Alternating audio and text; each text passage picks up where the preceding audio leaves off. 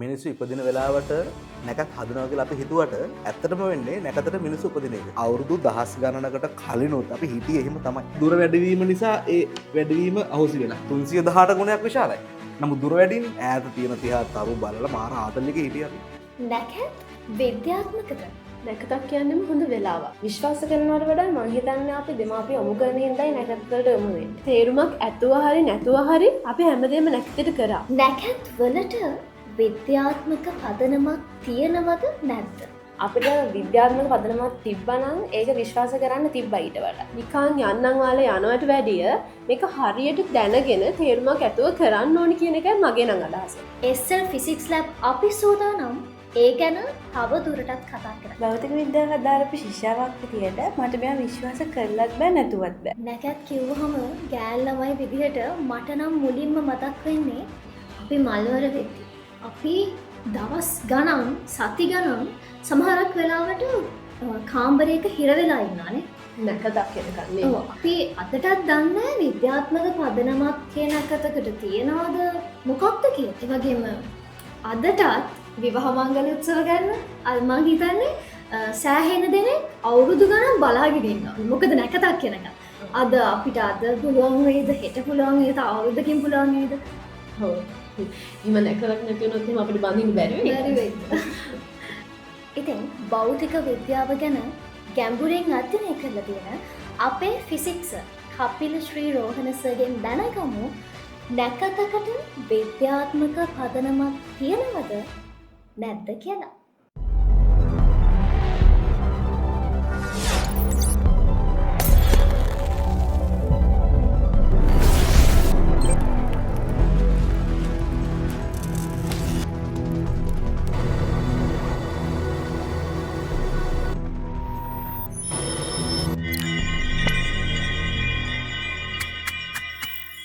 ඇත්තටම සර් නැකත් කියන්නේ මොකක්ද? නැකත් වලට විද්‍යාත්මක පදනමක් පසුබිමක් තියෙනවද නැද්ද?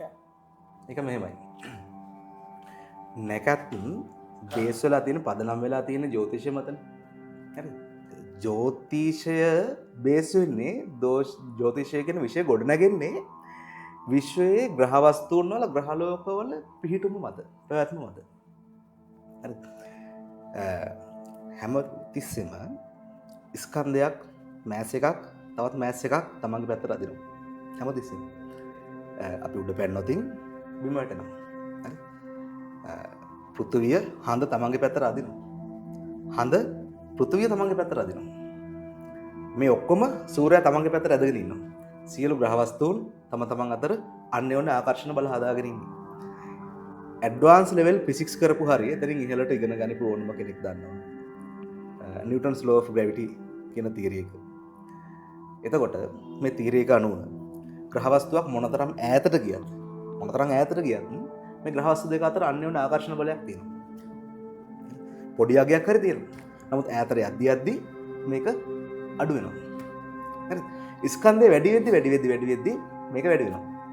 ඊළඟ කාරණය මම කියන්න ඕන එක මේ ජ්‍යොතිෂය කියන විෂය උපත කොතනද කියලා අපි දන්නේ. මේක පැරණිම සාක්ෂිය අහුවෙන්නේ මීට අවුරුදු 4000කට කලින්. නමුත් මේ විෂය ඊට වැඩිය පැරණි වෙන්න පුළුවන්.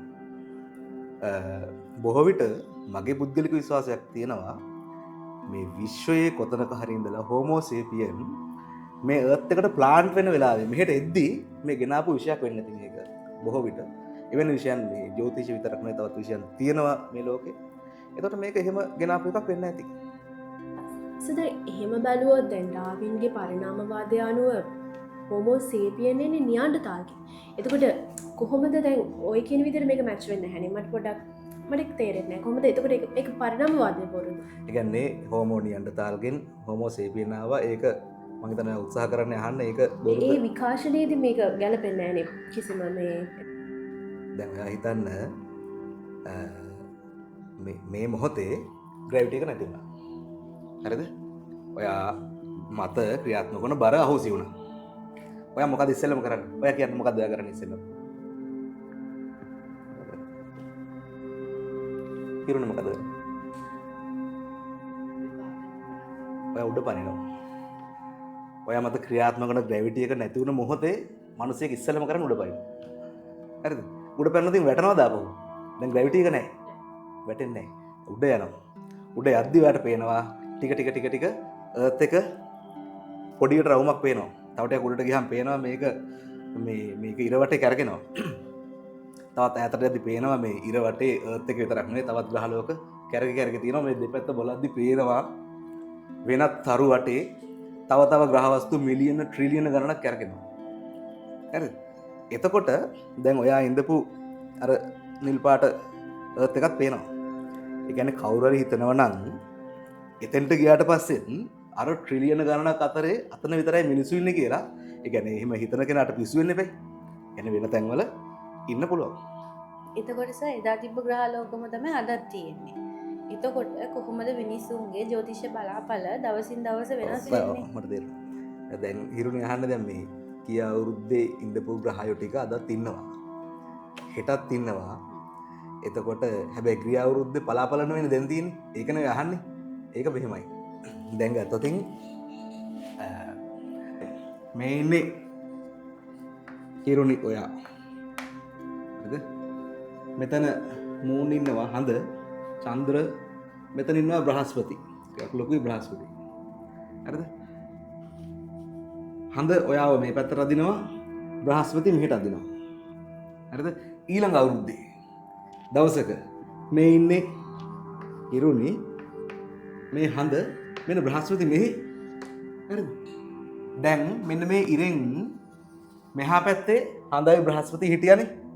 ඉරෙන් මෙහා පැත්තේ හඳයි බ්‍රහස්පති හිටියා. එතකොට මෙතෙන්දී හඳ එයාගේ පැත්තට අදිනවා බ්‍රහස්පතිත් එයා මේ බලන්න.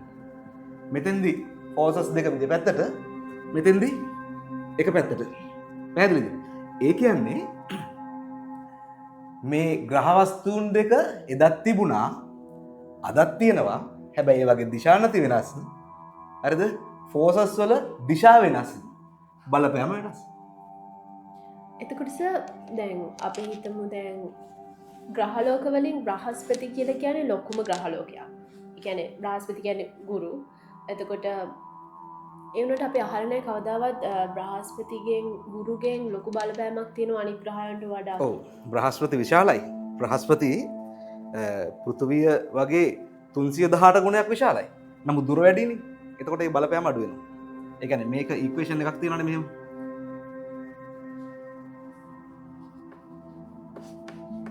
හරිද? ස්කන්ධය වැඩි වුණාට වැඩක් නැහැ. දුර වැඩිවීම නිසා ඒ වැඩිවීම අහෝසි වෙලා. හරිද? නමුත් පෘථුවිය වගේ 3,30,000 වාරයක් විශාලයි සූර්යයා. ඒ කියන්නේ පෘථුවියට සාපේක්ෂව සූර්යාගේ ස්කන්ධය අති විශාලයි. මේක අති විශාලයි. දුර වැඩි වුණාට වැඩක් නැහැ. ස්කන්ධය අති විශාලයි. එහින්දා සූර්යාගේ බලපෑම අඩු වෙලා නැහැ. එහෙනම් තමයි මේ සූර්යා එහෙම නැත්නම් රවි ජ්‍යොතිර්වේදයේ පියා විදියට ගන්නෙ. ඒ අනුව ග්‍රහ වස්තුවක බලපෑම ස්කන්ධය වගේම ස්කන්ධයට තියෙන දුර මත රඳා පවතිනවා. එතකොට කොහොමද සර් ඉපදුන වෙලාවත් එක්ක මේ නැකත කියන එක හැදෙන්නේ? ඔව් ගොඩක් වෙලාවට අපි හිතාගෙන ඉන්නවා මේ අපි ඉපදුනාට පස්සේ අපි නැකතක් හදනවා කියලා. ඇත්තටම වෙලා තියෙන්නේ අපි ඉපදිලා තියෙන්නේ නැකතට. හරිද? දැන් අපි අර මම කලින් කියපු කතාවට යමුකෝ. ඔන්න ආපහු හිතන්න අර ග්‍රැවිටි එක නැතුව ඔයා ඉන්නේ පෘථුවියෙන් ඉතා ඈත. දැන් ඔයාට පේනවා ඉතින්ම වා ගන්න. දැන් ඔයාට පේනවා ඈත තරු ට්‍රිලියන ගණනක් තියෙනවා. හැම තරුවක් වටේම ග්‍රහ වස්තුන් කැරකෙනවා. එහෙම ග්‍රහ වස්තුන් කැරකෙනවා. හරිද? දැන් ඔයාට කවදාවත් හිතෙයිද ආපහු පෘථුවියට යන්න? ආපහු හිතෙන්නේ නැහැ. ඔයා පෘථුවියට යන්නේ නැහැ ආයෙත්. හරිද? හිතන්න අවුරුදු දහස් ගණනකට කලිනුත් අපි හිටියේ එහෙම තමයි. හරිද? ඈත තියෙන තියා තරු බලලා මාර ආදල් එකේ හිටියේ අපි. මේ විශ්වයේ නිදහසේ ඉඳපු සත්වයෝ මේ ග්‍රැවිටි එකට ට්‍රැප් වුණ විදිය බෞද්ධ දර්ශනයේ තග්ගඤ්ඤ සූත්‍රයේ පැහැදිලි කරලා තියෙනවා. හරිද? ඒක ටිකක් මේ වගේ සමහර විට ඒ කාලේ මිනිසුන්ගේ දැනුමට අනුව මේක පැහැදිලි කරගන්න පුළුවන්. කොහොම හරි මම විශ්වාස කරනවා මේ විශ්වයේ සත්වයෝ මේ පෘථිවියේ ජීවත් වෙන සත්තු මිනිස්සු ඇතුළු සියලු සත්තු මේ ග්‍රැවිටි එකට ට්‍රැප් වෙලා තියෙන්නේ. හරිද? ග්‍රැවිටි එකට අහු වෙලා තියෙන්නේ. ග්‍රැවිටි එක නැති කරොතින් අපි නිදහස්. එතකොට මට තව ප්‍රශ්නයක් තියෙනවා. දැන් ළමයි නැකතට ඉපදෙනවා නම් කොහොමද ඒ නැකත හැදෙන්නේ මේ දේවල් එක්ක? ඒ හරි සරලයි. ඒ කියන්නේ මේ මිනිස්සු විතරක් නෙවෙයි සත්වයෝ මේගොල්ලෝ ග්‍රැවිටේෂනල් මැප් එකකට තමයි ට්‍රැප් වෙලා තියෙන්නේ. ඒතර මැප් එකේ තමයි අපි යන්නේ. ග්‍රැවිටේෂනල් මැප් එකේ තමයි අපි යන්නේ. අපි ඒක නිත්තෝ වගේ. ඔන්න ග්‍රැවිටේෂනල් මැප් එක ඩිසයින් වෙන්න පුළුවන් සමහර අවස්ථාවල බෞද්ධ දර්ශනය අනුව කර්මඵලය මත. දැන් අර මං කිව්වා ග්‍රැවිටේෂනල් මැප් එක හැදෙන්නේ සමහර විට කර්මඵලය එක්ක වෙන්නේ නැති කියලා මං කිව්වේ. එතකොට සමහරලාට මට හිතෙනවා මේ ඔය දැන් කර්මඵලය මත හැදෙන ග්‍රැවිටේෂනල් මැප් එකෙන් නිදහස් වෙන්න නම් අපි ග්‍රැවිටි එකෙන් නිදහස් වෙන්න එපා. ඒ කියන්නේ බර ස්කන්ධයෙන් නිදහස් වෙනවා නම් මිනිස්සෙක් සත්වයෙක් එයා අර කර්මඵලයෙන් මිදෙන්න පුළුවන්. සමහරලාට මේක දන්නේ නැහැ නිවන කියන්නේ. සමහරට මේක වෙන්න පුළුවන් නිවන කියන්නේ. ඒ කියන්නේ මිහිතලේ ජීවත් වෙන සත්වයන්ගේ ජීවිතයේ නිශ්චිත මොහොතවල් වලට මේ ග්‍රහවස්තුන්ගේ පිහිටුම් අපිට අදාළ වෙනවා. එතකොට ග්‍රහවස්තුන්ගේ පිහිටුම් කියලා මම අදහස් කරේ මොකද්ද? නිශ්චිත දිශානති, නිශ්චිත ග්‍රහවස්තුන් සහ ඊට අදාළ ග්‍රැවිටි එක. හරිද?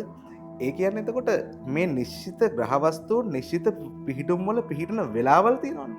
ඒ කියන්නේ හැම වෙලාවෙම තියෙන්නේ නැහැ නේ. අපි ඉස්සෙල්ලා මුලදී කතා කරේ. හඳ මෙතන තිබිලා බ්‍රහස්පති මෙතන තියෙන වෙලාවක් එනවානේ. නේ? ඒ කියන්නේ එක නැකතක් එනවානේ. ඒතර නැකත විද්‍යාත්මකයි. නැකතට විද්‍යාත්මක පසුබිමක් තියෙනවා.